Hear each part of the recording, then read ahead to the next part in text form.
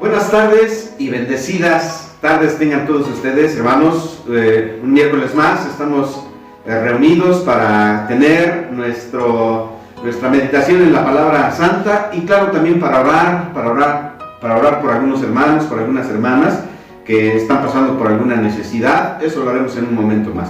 Vayamos nuevamente, hermanos, allá en la Sagrada Escritura. Vayamos a Efesios capítulo 6. Estamos hablando sobre la armadura del creyente, la armadura del cristiano.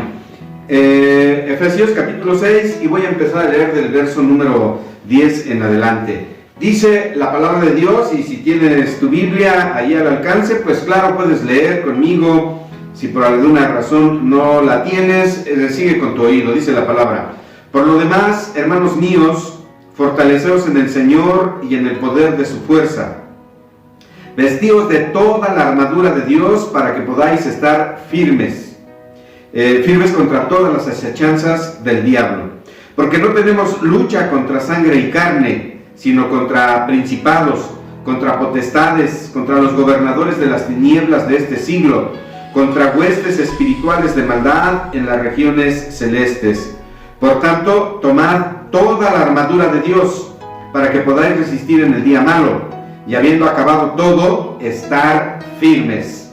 Estad pues firmes, ceñidos vuestros lomos con la verdad y vestidos con la coraza de justicia. Dice la palabra santa. Vamos a terminar con el asunto que empezamos la semana pasada. Y la semana pasada estábamos hablando de que debemos ceñirnos los lomos, la cintura. Debemos de ceñirnos, hermanos, decíamos la semana pasada, y nos dice la Sagrada Escritura que debemos de ceñirnos nuestros lomos con la verdad. Algunas versiones dicen con el cinto de la verdad.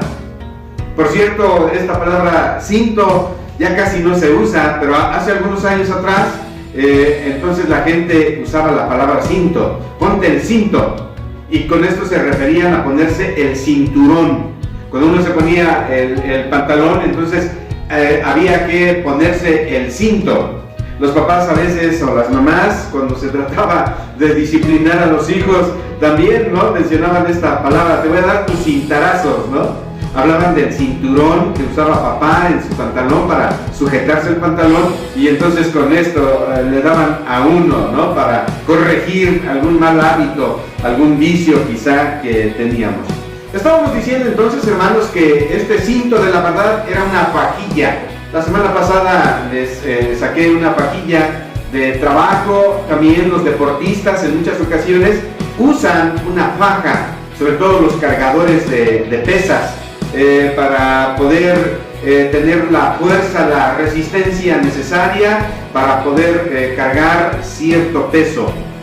Igual los trabajadores, los que trabajan en alguna empresa y su trabajo requiere de esfuerzo, regularmente se usa la faja, y esta se tiene que ceñir, se tiene que apretar lo suficiente para poder resistir esos trabajos pesados, esos trabajos que requieren de esfuerzo. Claro, esto previene, ¿no?, el asunto de las hernias que llegan a sufrir algunas personas por no fajarse. En algún trabajo que tuve en alguna época de mi vida, se requería de fajarse, y ya saben ustedes, cuando uno es joven, uno toma en poco las recomendaciones de los demás, y a veces no tiene uno el cuidado suficiente, y después andamos sufriendo las consecuencias con las famosas hernias. Así es que regresemos a este punto, hermanos, que estamos comentando, de ceñirnos los lomos. Ya expliqué, de amarrarnos la cintura o de fajarnos la cintura con la verdad. Si no me recuerdo, el último pasaje que vimos la semana pasada fue 2 Timoteo capítulo 1, y dice 2 Timoteo capítulo 1 verso 5, dice: trayendo a la memoria la fe no fingida que hay en ti, la cual habitó primero en tu abuela Loida y en tu madre Eunice, y estoy seguro que en ti también. Eso fue lo que dijo Pablo a Timoteo, trayendo a la memoria la fe no fingida. Porque esta faja de la verdad tiene que ver con la fe. Y hay personas que decíamos la semana pasada que de repente fingen la fe. Esto tiene que ver con el pasaje que nos dice que muchos son los llamados, pocos los escogidos. Desafortunadamente, a veces en la iglesia hay muchísima gente que finge la fe. Y bueno, hermanos, esto es algo muy feo. Fingir las cosas, fingir sentimientos, es algo feo, es algo horrible y algo reprobable. Creo que a nadie le gusta que se finjan las cosas. Cuando tenemos una persona que se dice nuestro amigo, nuestra amiga, pero que está fingiendo solamente porque quiere conseguir algo de nosotros, eso es horrible. Y todos lo reprobamos. Todos lo reprobamos. Cuando hay alguna persona que a lo mejor se acerca a ti y entonces, como se dice popularmente, te baja la luna y las estrellas, ¿no? Y te habla bonito y te dice que eres la persona más agradable. Si hay alguna otra pretensión, a lo mejor te dice que eres la mujer más bella o el hombre más guapo, pero que realmente solamente está fingiendo. Eso es horrible. Todos lo reprobamos.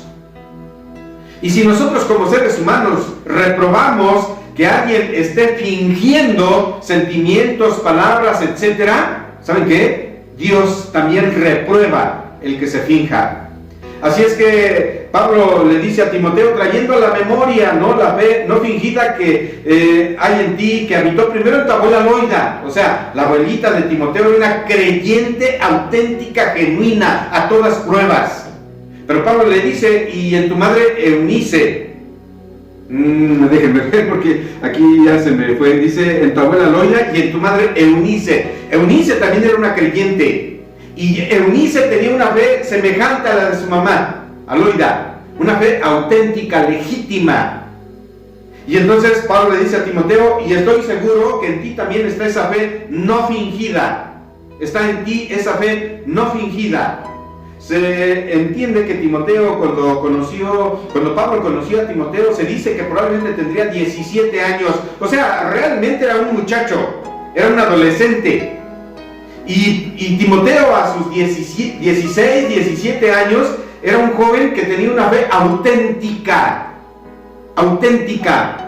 Bueno, me recuerda a otros jóvenes, ¿no?, en el Antiguo Testamento. Me recuerda a Daniel. Se dice que Daniel tendría quizá 13, 14 años cuando fue llevado a Babilonia juntamente con otros jovencitos. Y claro, Daniel también tenía una fe auténtica, una fe original, una fe legítima, no fingida. Y ya conocemos, ¿no?, la trayectoria de Daniel allá en Egipto y cómo dio testimonio de su Dios. Y claro, aún Nabucodonosor quedó con la boca abierta al considerar la fe no fingida de Daniel y de sus amigos. Y Daniel influyó de una forma muy fuerte y evidente, hermanos, allí en la cultura, en la civilización babilónica, en la sociedad babilónica. Daniel influyó juntamente con sus amigos. Otro joven, hermanos, que poseía una fe auténtica fue nada menos que José el soñador. Teniendo 17 años, parece ser que es vendido por sus hermanos como esclavo, y ya sabemos que fue llevado a Egipto, donde pasó cantidad de pruebas. Y hermanos, pues José igual dio un testimonio poderosísimo en la sociedad egipcia, en la cultura egipcia, en la civilización egipcia, dio un testimonio poderoso. De tal manera que llegó a posicionarse como el segundo después de Faraón. Hermanos, qué importante es tener una fe sincera, estar ceñidos de la verdad, o sea, de la fe verdadera, como lo hicieron estos jóvenes. En el Nuevo Testamento también encontramos otros jóvenes quiero pensar en Juan el Bautista. Juan el Bautista, hermanos, pues desde pequeño, recordemos que cuando María fue a visitar a su prima, entonces ya Elizabeth estaba embarazada, y dice la palabra santa que cuando Elizabeth escucha el saludo de María, entonces el niño saltó en el vientre de su madre, o sea, de Elizabeth. Y yo me imagino que cuando niño, cuando adolescente, cuando joven, era un joven también que poseía una fe poderosa, pero una fe no fingida, una fe que estaba ceñida de la verdad, ceñida de la verdad. Muchos cristianos o gente que se dice cristiana y que los vimos por algún tiempo en la iglesia y después desaparecieron del escenario de la iglesia, fue porque fingían la fe. Y es que, queridos hermanos, la fe no fingida es una tremenda arma, para resistir en los momentos de la lucha, en los momentos de la prueba.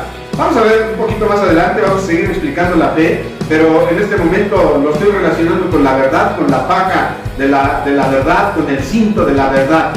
Así es que, amados hermanos, la fe nos da esa resistencia, hermanos, nos da esa resistencia. Debemos estar bien ceñidos con la verdad, con la fe, quiere decir esto.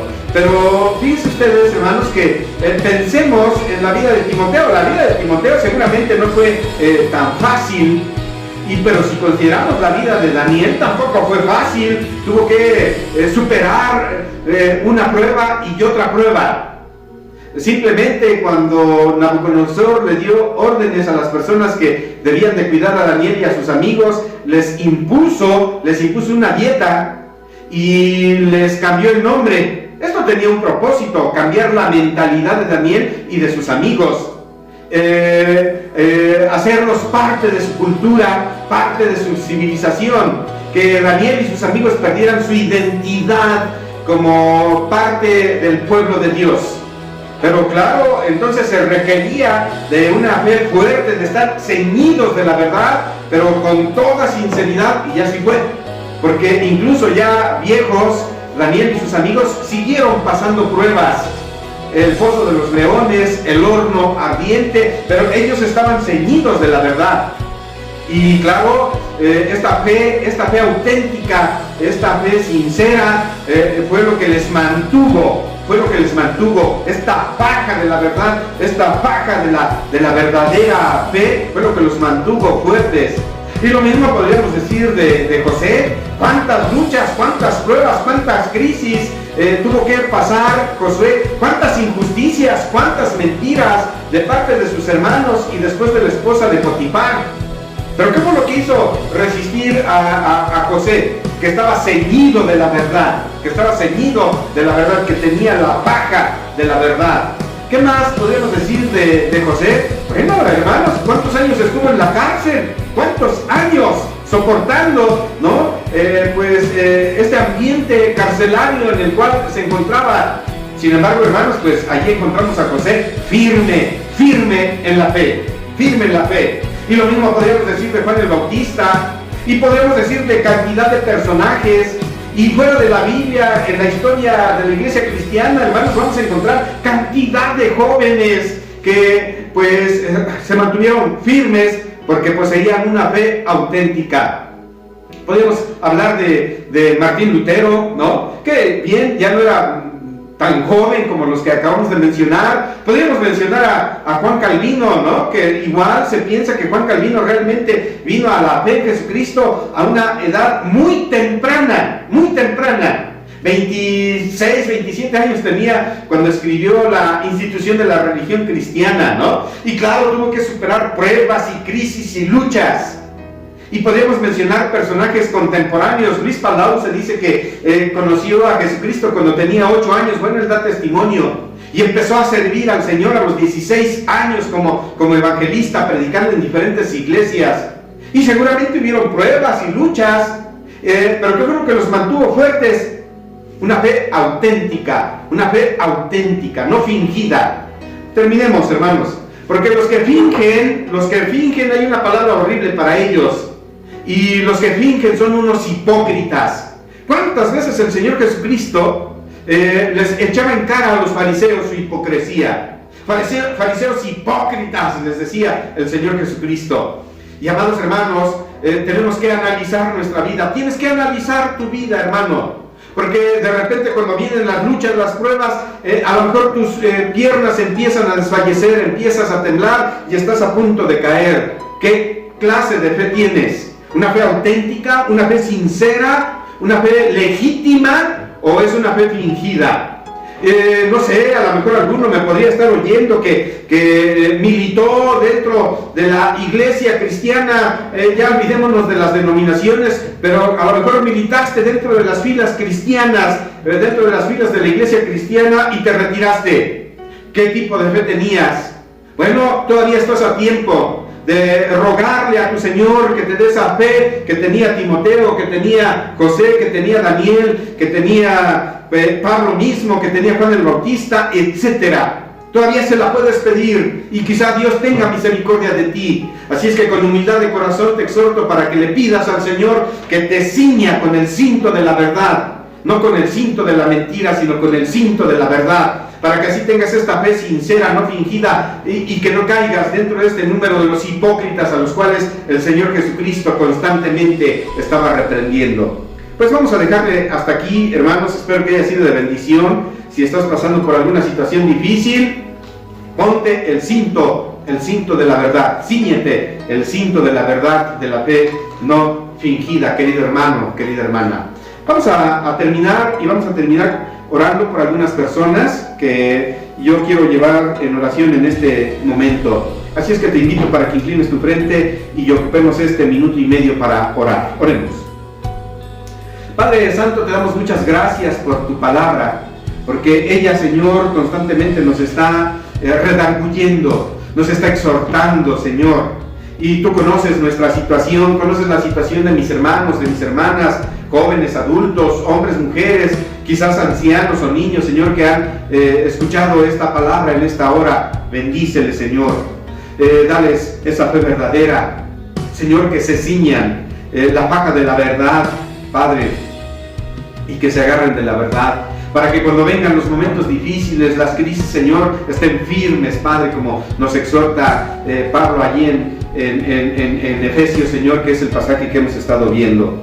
Asimismo, Señor, te quiero rogar que bendigas a mi hermana Lupita, que la fortalezcas en este momento, Señor, que le des esa fuerza y esa firmeza, Padre Celestial, y que mi hermana, a pesar de los embates que pudieran venir, Señor, esté parada fuerte, Señor, y esté enfrentando, Señor, la lucha, la guerra, el fragor, Padre Celestial. Bendice a mi hermano Antonio, Señor, sé con él, Padre Celestial.